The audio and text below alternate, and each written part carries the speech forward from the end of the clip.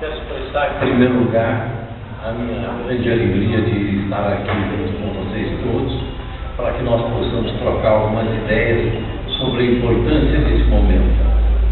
Eu acho que é muito importante, foi dito, mas eu vou ressaltar que tem uma visão clara do quadro. Em primeiro lugar, a ONU, 191 países e o Brasil entre eles aprovaram essas metas do milênio, que é de reduzir a miséria, a fome, o analfabetismo, as doenças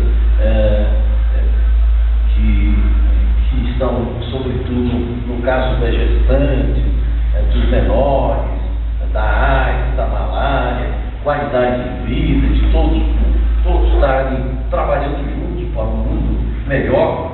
Essas metas foram aprovadas no ano 2000, que são objetivos do milênio, também chamados de metas do milênio, porque elas se desdobram. Então existe esse como um primeiro ponto para a gente ter essa visão. No Brasil foi criado esse movimento que está aqui, Movimento Nacional pela Cidadania e Solidariedade, o primeiro governo de Lula, e esse movimento ele estabeleceu como uma base dele de trabalhar pelas metas do milênio. Como decorrência disso, como o trabalho é nacional, foram criados os Nós Podemos regionais.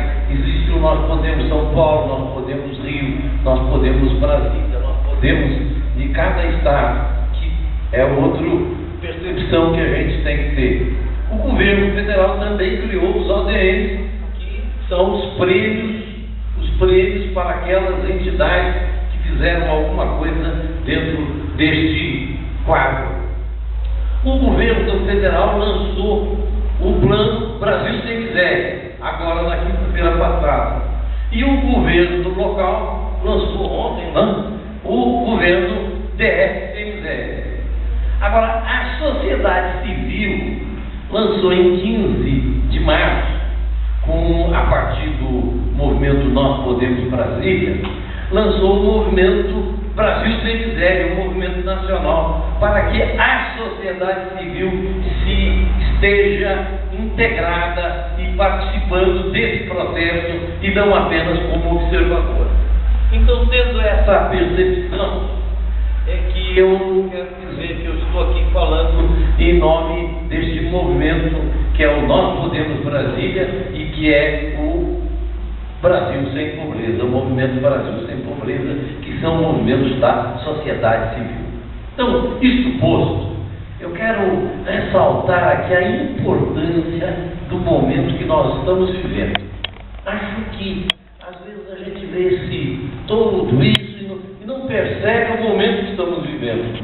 Nós estamos vivendo um momento histórico, um momento verdadeiramente histórico, porque a história da humanidade, ela sempre se caracterizou por opressores e oprimidos. Sempre, a vida inteira, os oprimidos tentando sair das garras dos opressores. Essa é a história da humanidade, inclusive a nível de países, com tantos países que eram colônias de outros países. Ainda agora, no século passado, nós tínhamos, especialmente na África, inúmeros países, a maioria da parte deles ainda colônias, até a nossa Angola, Moçambique, que eram colônias de Portugal, e tantos outros países como colônias. Sempre houve essa luta do explorador e do explorado. Na história do Brasil, nós tivemos isso de uma forma muito marcante com a escravidão, que há 130 anos atrás, mais ou menos, foi rompida, que era a exploração total e absoluta do dominador contra o dominado, contra o oprimido, e que foi preciso uma luta titânica para que esse processo pudesse ser alterado, pudesse ser rompido. Foi preciso que muitos daqueles que viviam naquela época tivessem a classe como abolicionistas e conseguindo, no momento, a lei do ventre livre, em outro momento, a libertação. Eu acho que vou falar melhor.